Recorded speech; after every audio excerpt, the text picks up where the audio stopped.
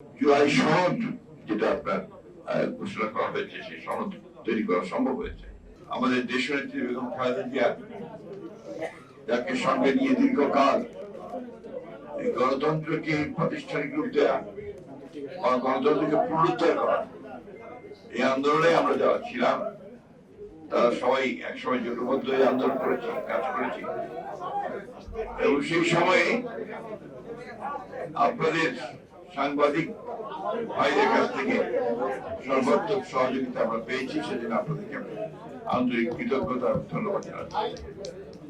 আজকে এই জুলাই মাসে স্মরণ করছি আমাদের সেই সমস্ত সন্তানদের যারা তাদের বুকে তাদের রক্ত ঢেলে দিয়েছে, আমাদের সেই সমস্ত সন্তানদের যারা আহত হয়েছে, দৃষ্টি হারিয়েছে, পঙ্গু হয়ে গেছে, এবং একই সঙ্গে দীর্ঘ 17-18 বছর ধরে এই গণতন্ত্রের জন্য সংগ্রাম করতে গিয়ে যারা প্রাণ হারিয়েছেন, সেই সকল বিএনপি একটি রাজপথী রাজনৈতিক দল। বিএনপির সংগ্রাম বরাবরই ছিল একটি গণতান্ত্রিক রাষ্ট্র প্রতিষ্ঠা করা, এবং সেই লক্ষ্যে বিএনপি কাজ করেছে।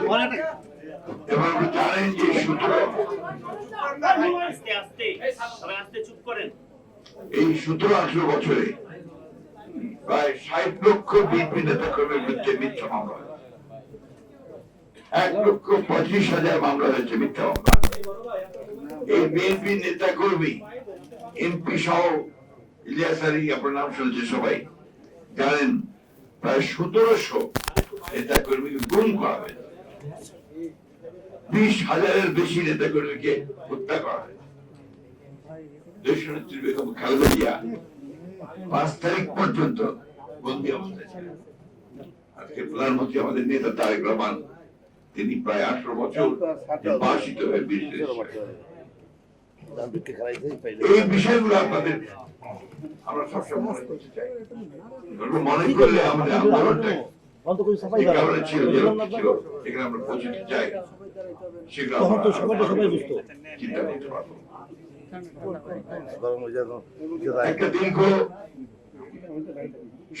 সংগ্রাম, জুলাই, যেটা কিছুক্ষণ আগে কবি আসাদ, আমাদের কবি না শিকদার সাহেব বলছেন, যেটাকে আপনার অগ্নুৎপাতের মতো জুলাই মাসে সেটা উৎপাত হয়েছে, এবং যার ফলে আমরা একটা সুযোগ পেয়েছি, চলে গেছে, সুযোগ পেয়েছি একটা গণতান্ত্রিক রাষ্ট্র তৈরি করবার।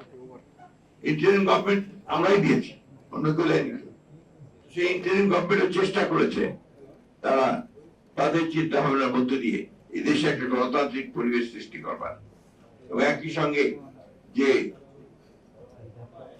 পরিবর্তন রাষ্ট্র মেরামতের জন্য, আপনার সংবিধান পরিবর্তনের জন্য, তার জন্য যে জুলাই সনদ যেটা আপনার ঘোষণা করা হয়েছে, সেই সনদ তৈরি করা সম্ভব হয়েছে।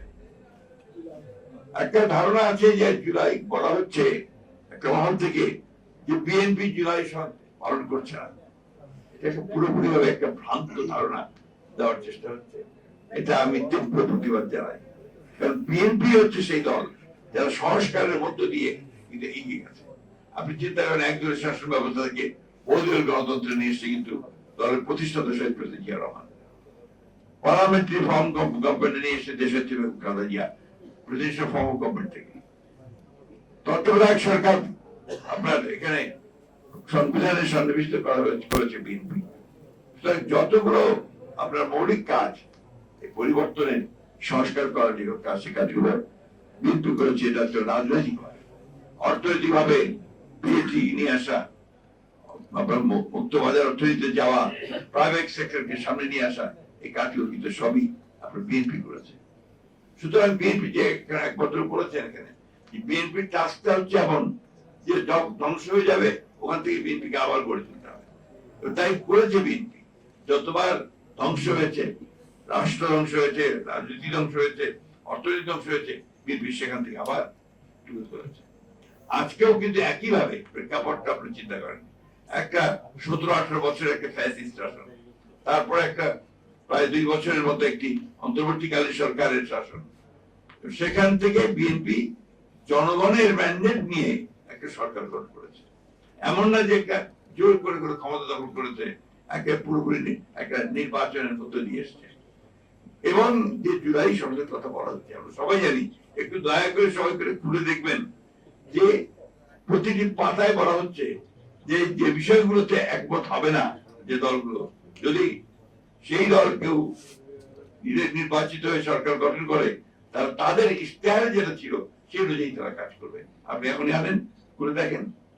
তো সেই জায়গাগুলোকে ভুল বোঝানো হচ্ছে কেন? যে বিএনপি জুলাই সনদ বাস্তবায়ন করতে চায় না, বিএনপি সরে যাচ্ছে, বিএনপি দূরে চলে যাচ্ছে। প্রবলেমটা তো অন্য জায়গায়।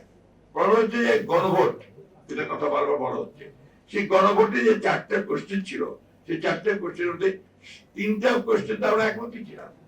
এটা একটা প্রশ্ন, যে প্রশ্নটা আমাদের সেই কমিশন, আপনার সংবিধান সংস্কার কমিশন, তাদের কারোর সঙ্গে পরামর্শ না করেই, আমাদের রাজনৈতিক দলগুলি যে করতে যাচ্ছে তাদের সঙ্গে পরামর্শ না করে তারা এটা চাপে দিয়েছে। এই যে বিষয়টা, এটা তো আমি, আপনার মনে আছে, আপনাদের মনে থাকবে, আমি তখন স্টেটমেন্ট দিয়েছিলাম, এটা একটা জাতির সঙ্গে প্রচারণা করা হয়েছে। এই জিনিসটা কিন্তু আমরা অনেকে ভুলে যাচ্ছি, আমরা কখনোই সেটা মেনে নিই। আমরা বারবার বলেছি যে আমরা এইখানে একমত নই। ওইভাবেই ডিরেকশনটা হয়েছে, সেইভাবেই তো ম্যানিফেস্টো দিয়েছি আমরা, সেইভাবেই তো জনগণ আমাদেরকে ভোট দিয়েছে, যে আমরা সরকারে এসেছি।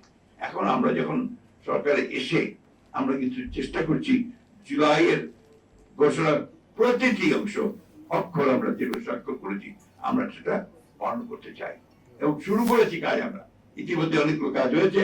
ইতিমধ্যে পার্লামেন্টে একটা কমিটি গঠন করা হয়েছে, একটা জুলাই সংবিধান অ্যামেন্ডমেন্ট কমিটি, অর্থাৎ সংশোধনী কমিটি করা হয়েছে। এখানে এখন আপনার শুরু হয়েছে শব্দ নিয়ে বিভেদ, ওটা সংস্কার হবে নাকি আপনার সংশোধন হবে। অলরাইট, আপনার আসলে আলোচনা করি, পার্লামেন্টে আলোচনা করি, আলোচনা করে সিদ্ধান্ত নেই, কথা বলি কোন কোন জায়গায় আলোচনা আছে। তখন যদি একমত না হয় বেরিয়ে যাবেন, বেরিয়ে যাবেন, আলোচনা করেন। এখন যে ভাষায় আমাদের সম্মানিত বিরোধী দলের নেতারা কথা বলছেন বাইরে, 5 বছর করতে দেবো না, এটা ভাষা কথা বলতেন আপনার আমাদের হাসিনা। বিরোধী দল যেমন গেল 91-এ, একটা দিনের জন্য শান্তিতে থাকতে দেবো না, আজকে এই একই ভাষায় কথা বলতে শুরু করেছেন আপনার আমাদের বিরোধী দলের নেতারা।